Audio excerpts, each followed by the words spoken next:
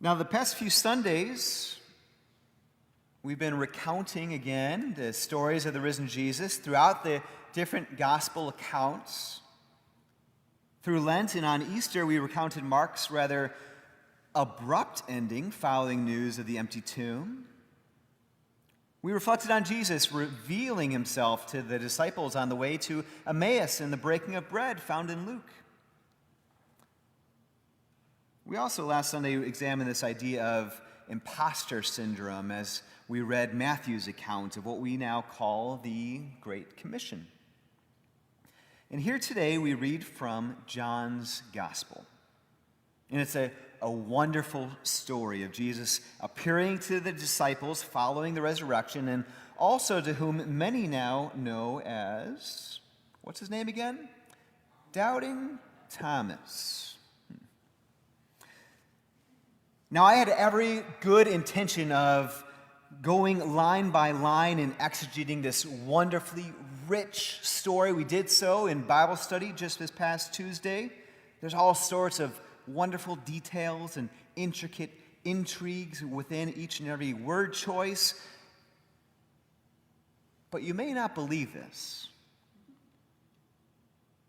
I actually received a letter today. I don't know where it came from. From Thomas, the disciple.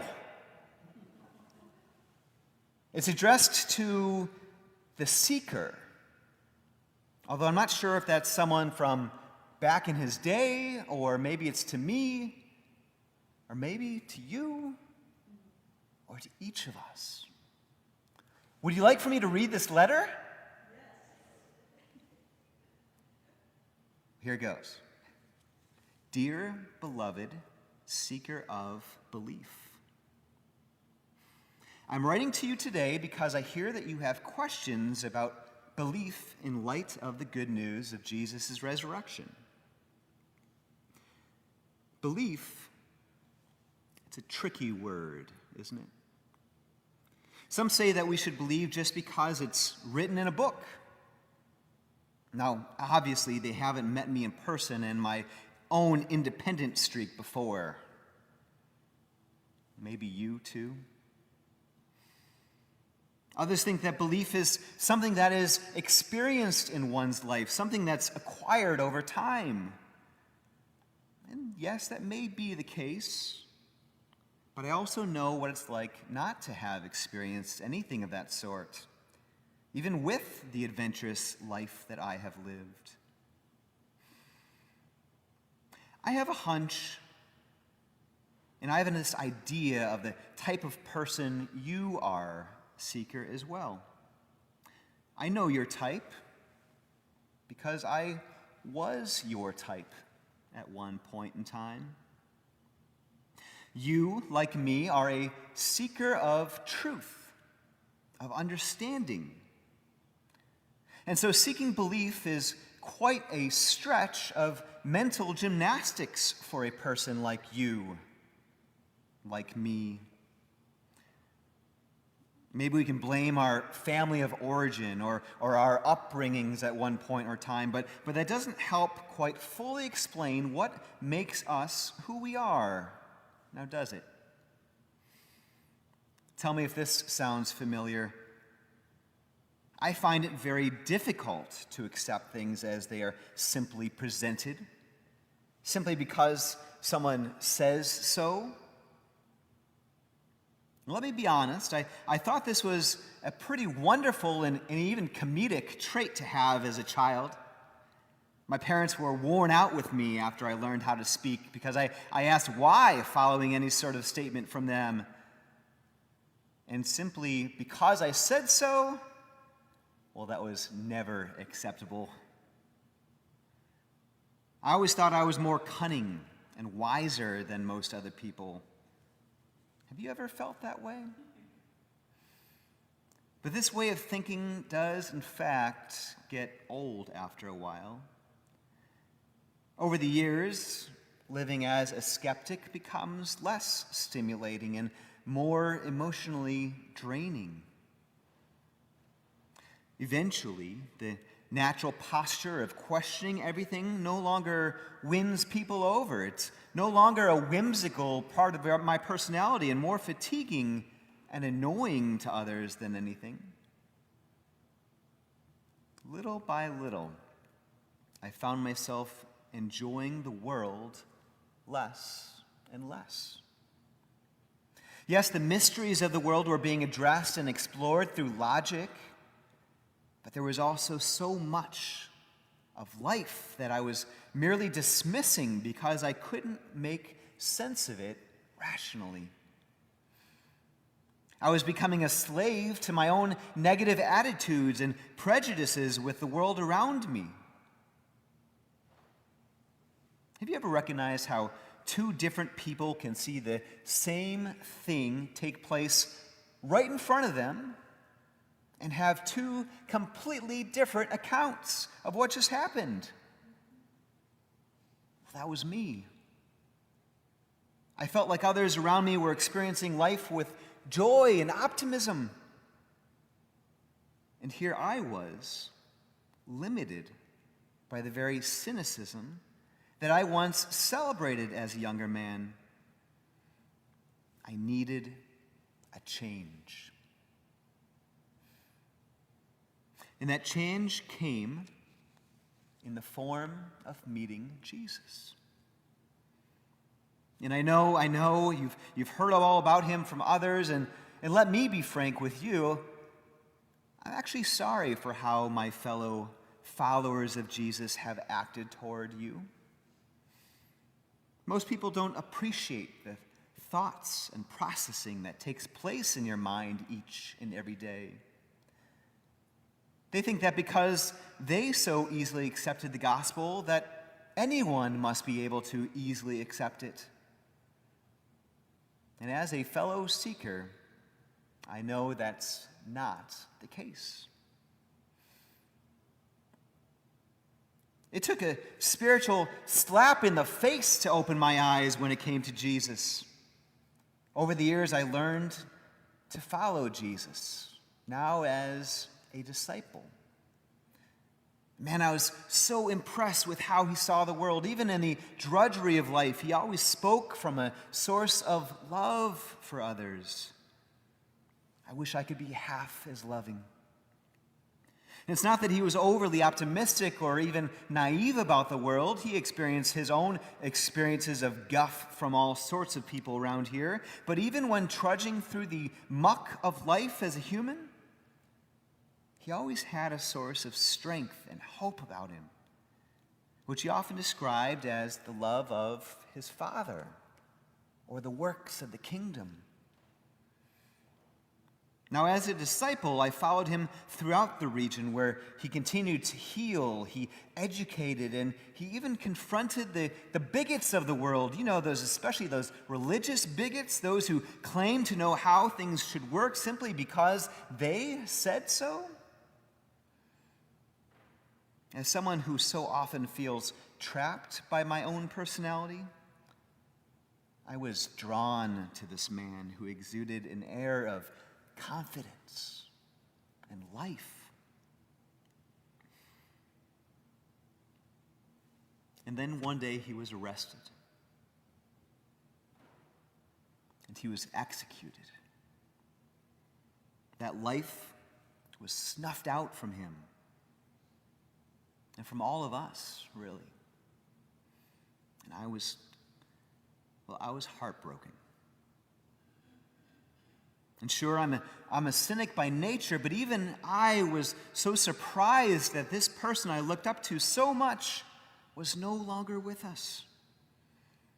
My friends and I, we didn't know what to do. We were wondering, where were those religious authorities that were persecuting Jesus? Were they coming for us next?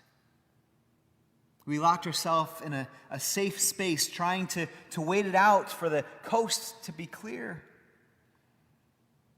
And after a few days, the first day of the week, one of those disciples, Mary, she came back to the group sharing news of Jesus' body actually being raised from death to life. Of course I had my doubts, as I'm sure You still do.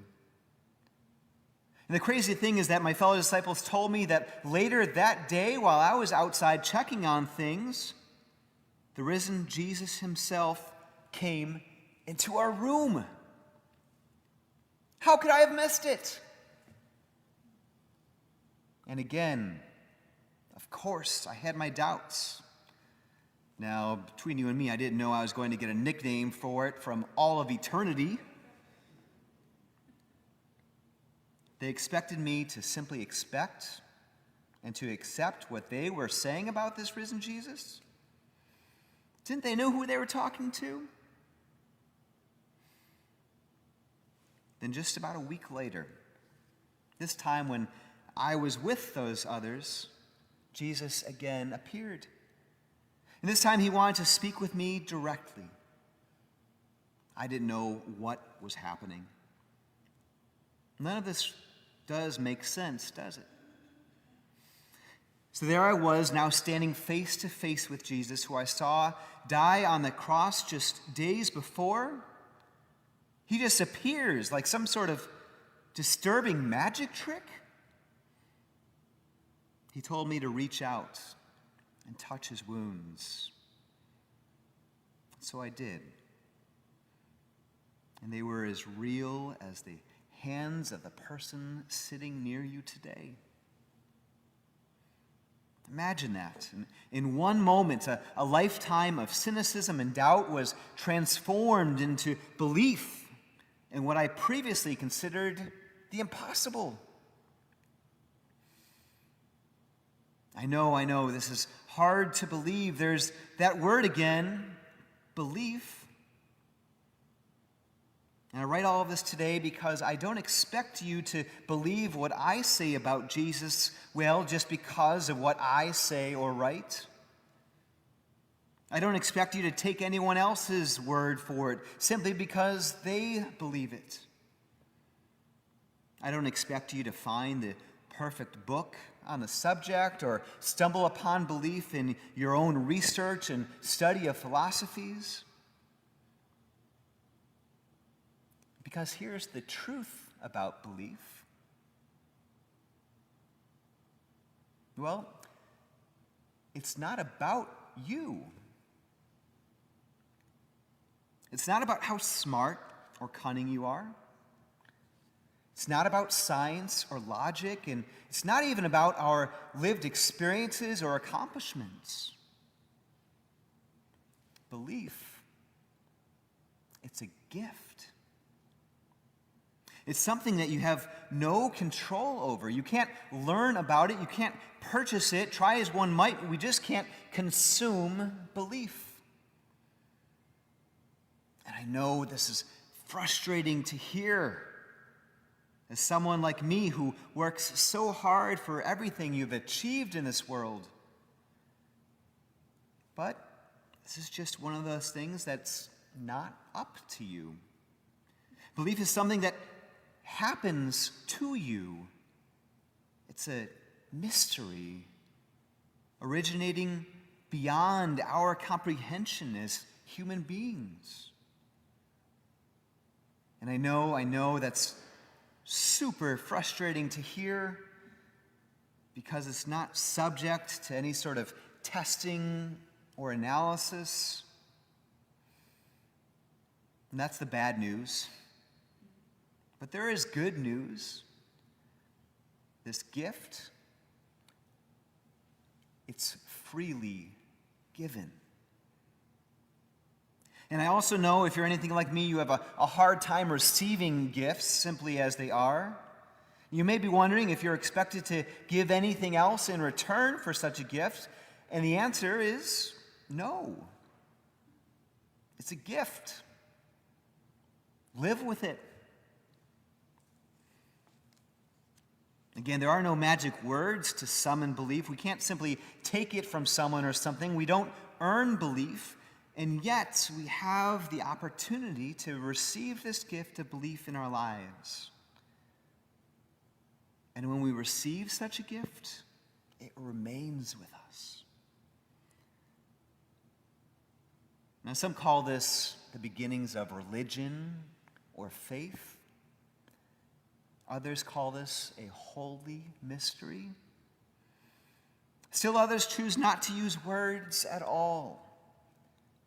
After all, how can we put language to an experience of the unspeakable? Seeker, I know that this is a lot to process, because that is what we do. We are processors, after all. I want you to know that I'm always here to talk because I was like you once in your shoes. For me, it took what felt like a miraculous experience of seeing Jesus face to face in order for all of this to become real.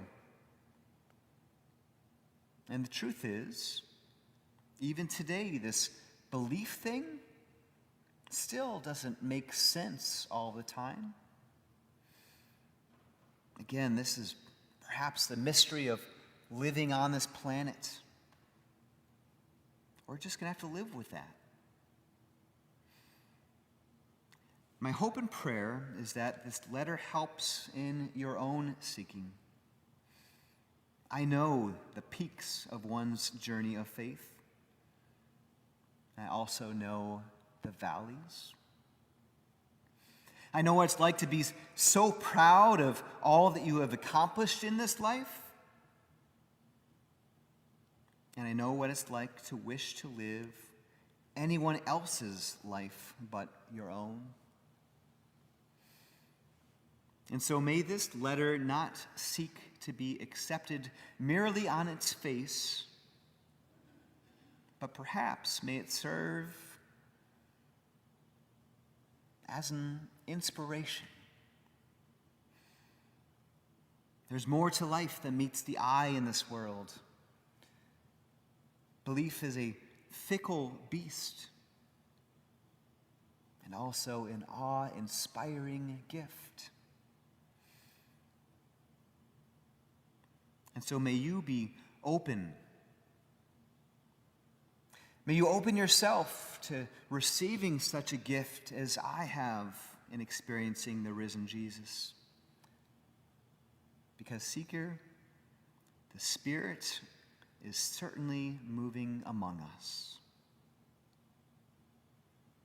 In the words of the risen Jesus, peace be with you. Thomas.